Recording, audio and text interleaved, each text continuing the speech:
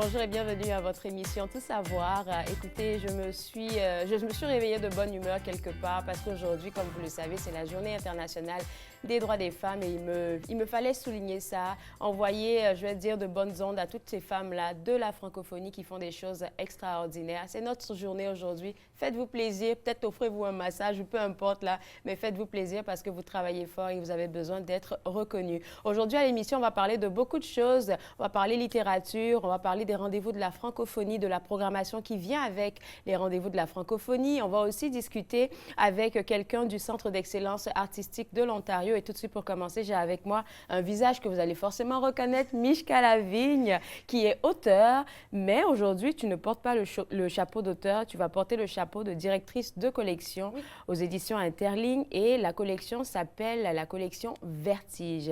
Comment ça a commencé avec ça? Comment tu as eu l'idée d'avoir une collection? C'est Suzanne Richard-Muir, la directrice générale aux éditions L'Interligne, qui m'avait approchée pour créer une sous-collection à la collection Vertige, qui est notre collection romans et nouvelles. Donc, c'est Vertige Traduction pour travailler les œuvres du Canada anglais en traduction en français. Okay. Donc, elle m'avait approchée pour diriger cette collection-là. On publie de 1 à 2 titres par année de traduction du Canada anglais. Cette année, on avait 2 titres, un en février et un en mars. OK. 2 titres, ça veut dire que le choix doit être assez minutieux. Oui. Moi, je passe beaucoup de temps à lire, en fait, les choses qui sortent des presses indépendantes du côté anglophone, des fois des presses plus grosses, comme notre dernier titre était publié en anglais chez Penguin Random House Canada, donc le gros mammouth littéraire, si on veut. Celui-ci, c'est chez Invisible Publishing, qui est une presse indépendante en Atlantique. Donc, c'est vraiment une job de beaucoup de lecture, faire des choix de titres qui seraient intéressants pour le lectorat d'Interligne en traduction. Partager ça avec des traducteurs, demander êtes-vous intéressé. Donc, faire les matchs aussi entre les œuvres et les traducteurs, ça fait partie de ma job. Alors, tu m'as dit que la collection avait été lancée depuis 2020, 2021. Oui, 2021. 2021, c'était nos premiers titres. Okay. Moi, j'ai pris la barre de la collection fin 2019. Fin 2019. Okay. Puis le temps de bâtir la première année de la collection par la suite.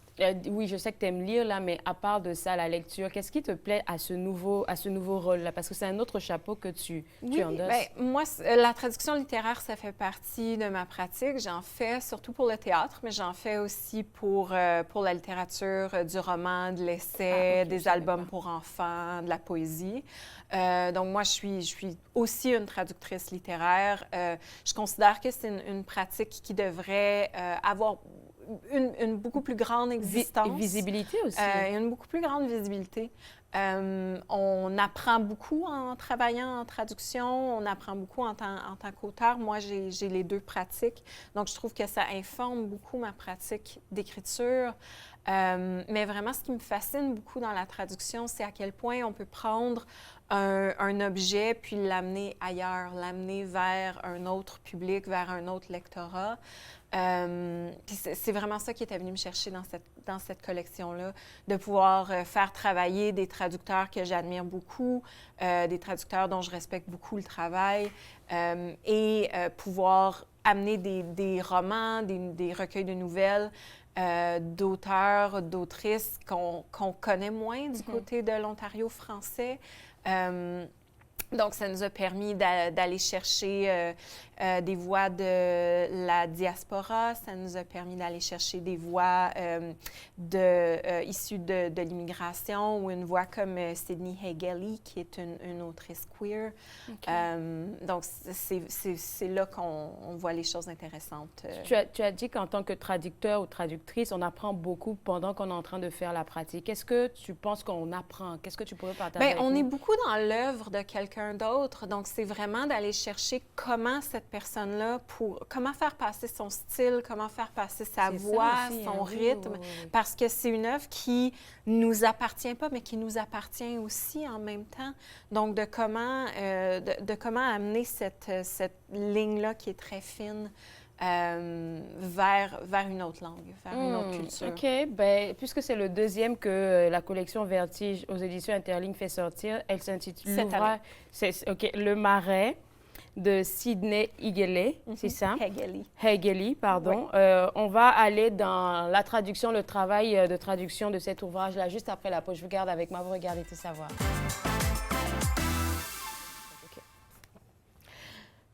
De retour à Tout savoir, on parle toujours de la traduction de cet ouvrage intitulé Le Marais avec moi, Mishka Lavigne, qui est la directrice de la collection Vertige qui s'occupe des traductions à Interligne. Et puis là, au début de l'émission, on a parlé de c'est quoi le process avec, la procédure, pardon, avec la traduction d'un ouvrage. Et j'aimerais te demander pourquoi on a choisi, l'ouvrage de Sidney Hegeli. Il y a quelque chose de très particulier dans la voix de Sidney. Donc, c'est une parole queer, c'est une parole queer ancrée dans le sud de l'Ontario. Donc, il y a quelque chose dans ce sud de l'Ontario-là qui est très pauvre, beaucoup de violence, un endroit où un enfant queer est vraiment pas à sa place. Donc, c'est vraiment cette idée-là de comment on grandit dans un environnement comme ça quand on n'est pas nécessairement dans la norme. Donc, elle crée cette espèce de petite ville-là qui s'appelle The Pump en anglais, qui est le titre du roman en anglais, donc Le Marais en français. Donc, Sidney vient créer cette ville-là un peu imaginée, mais qu'on reconnaît comme une espèce de petite ville où tout le monde se connaît, où il y a quelque chose d'un peu violent, d'un peu dangereux dans le fait que tout le monde connaît tout le monde. Puis c'est vraiment une voix qu'on a peu entendue, j'ai l'impression, en français. Donc, moi, c'était ça qui était venu me chercher. Il y a quelque chose aussi de très particulier dans une espèce de gothique, une espèce d'horreur sous-jacente à tout l'univers.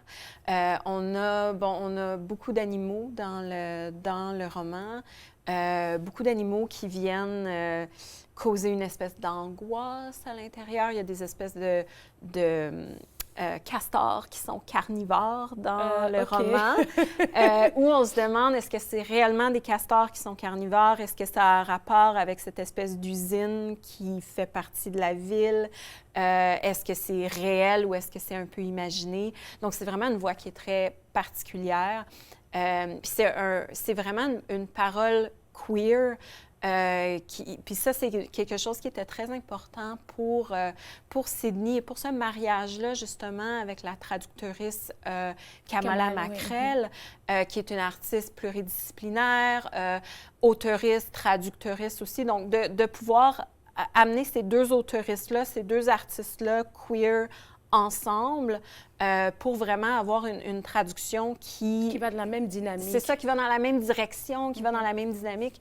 Kama et Sidney ont passé beaucoup de temps ensemble pour la traduction. Donc, ça a été un mariage qui a été très, très heureux, selon moi. Puis ça donne une traduction très particulière, dont la traduction est le plus possible non genrée. Donc, avec une langue épicène, avec une langue non genrée, ce qui est quelque chose qui était très présent dans l'anglais, que Kama a pu retourner chercher dans la traduction en français. Ce que je retiens, c'est que tu fais de très bons matchs. J'espère, parce que je crois que c'est ça le plus important avec traduire des auteurs vivants, c'est de vraiment venir créer le plus possible un match qui est intéressant, un match qui fonctionne. Il y a beaucoup de questions entre les auteurs. C'est ça qui rend le travail de traduire des auteurs, des autrices, des auteuristes vivants le plus intéressant. C'est qu'on peut aller leur poser des questions, on peut aller chercher plus loin. Donc, mon intention, c'est vraiment de venir créer le plus possible des mariages heureux, si on veut. Donc, on a une auteuriste, une traductrice de la communauté queer, 2 personnes qui sont non-binaires et qui, ensemble, ont vraiment été capables d'aller chercher tous ces éléments-là un peu sous-jacents, de vraiment pouvoir les mettre de l'avant. Moi, j'ai une question, là. Ça sera une petite parenthèse. Alors, quand tu as décidé de te faire traduire cet ouvrage-là, la première personne que tu as eu à contacter, c'est l'auteur, je suppose? Non, en fait, c'est la maison d'édition anglophone. C'est eux qui détiennent les droits. Donc, c'est généralement à savoir si les droits de traduction sont disponibles. Une chose qui arrive souvent avec la traduction littéraire vers le français, c'est que les maisons d'édition en France, qui ont beaucoup, beaucoup de moyens, vont venir chercher des textes du Canada, anglais, ou des États-Unis, admettons, pour les traduire pour l'ensemble de la francophonie. Mais on sait tous que la France, c'est pas l'ensemble de la francophonie. Puis il y a quelque chose de vraiment, selon moi, beaucoup plus pertinent à faire traduire une œuvre du Canada anglais pour le Canada français. Donc, souvent, c'est vraiment ça. Ça a été de pouvoir aller chercher une traduction qui est pour ici. Ce qui est arrivé avec quelques autres titres de la collection, c'est que les éditions L'Interligne ont les droits pour l'Amérique du Nord ou pour le Canada. Et ensuite, il y a eu une traduction différente pour la France. Ou pour les territoires francophones, la Belgique, etc. Mais c'est souvent ce qui arrive avec la France, qu'il y a des maisons d'édition qui ont beaucoup de moyens. Et là, la traduction française qu'on retrouve sur les tablettes, c'est celle de la France et on la retrouve de la France à la Belgique, à l'Afrique francophone, aux Caraïbes francophones. Donc, c'est vraiment là où on voit que c'est une espèce d'hégémonie qui se passe. Puis moi, je trouve que traduire des auteurs canadiens au Canada, ça a vraiment une plus-value. Définitivement, parce que les réalités, je dirais, ne sont pas les mêmes, en fait. Non, absolument. Et puis la connexion, je me dis, personnellement, je suppose que ces gens-là se sont peut-être rencontrés au moins une fois. Oui. Mais alors que quelqu'un qui fait la traduction, qui se trouve en France, ben oui, il y a le contact virtuel, mais il n'est pas comme le contact comme on l'a ici en personne. Non, c'est ça. Puis je veux dire, il y a d'excellents traducteurs, traductrices en France.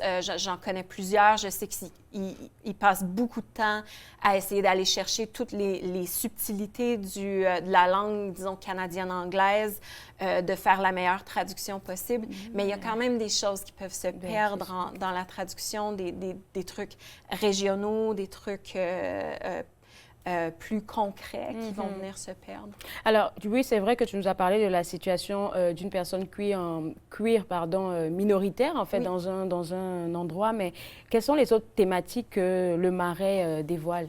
Il y a beaucoup de cette idée de grandir dans un endroit qui est inhospitalier. Donc, beaucoup des personnages dans le Marais sont des enfants, des jeunes adolescents, des jeunes adultes. Beaucoup le questionnement de est-ce qu'on quitte un endroit comme celui-là ou est-ce qu'on reste pour le rendre meilleur, qui est un questionnement qui peut être ressenti par beaucoup de gens. Pas seulement par la communauté queer, qui a grandi dans un très petit endroit. Donc, c'est vraiment cette idée-là de comment on grandit dans un environnement comme celui-là.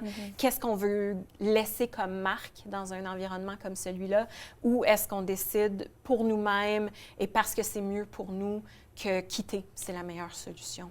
Et puis, dernier scoop, parce que ça fait dernier scoop parce qu'on en a 2. Celui-là, il n'est pas encore sorti, là. Il sortira le 13 mars, donc c'est un scoop qu'on vous donne à partir du 13 mars. Vous pouvez aller sur le www.interligne.ca pour vous le procurer. Mais à partir de la semaine prochaine aussi, tu m'as dit qu'il va être disponible sur votre site web, une conversation que tous les 3 vous avez eue. Oui, j'aime beaucoup avoir des conversations avec l'auteur, l'autrice, l'auteuriste, le traducteur, traductrice.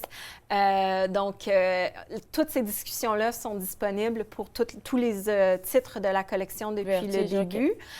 Et celui pour le Marais va être déposé la semaine prochaine. Donc, une très belle conversation avec Sydney, avec Kama, avec moi, autour du roman, autour du processus de traduction. Puis, c'est une conversation qui est bilingue. Bilingue, parfait. Donc, tout le monde est invité, francophone comme anglophone. Pas d'excuses. Merci beaucoup à toi. Merci. Beau travail. travail. La couverture, elle est super belle. Je vais la mettre à l'écran encore. J'aime bien ce rose-là. Alors, cet ouvrage sera disponible à partir du 13 mars au www.interligne.ca. Merci encore, Mishka. Merci. Et vous, je vous garde avec moi. On revient juste après la pause. On va parler de la belle programmation des rendez-vous de la francophonie qui a déjà débuté depuis le 1er mars. Vous regardez Tout savoir.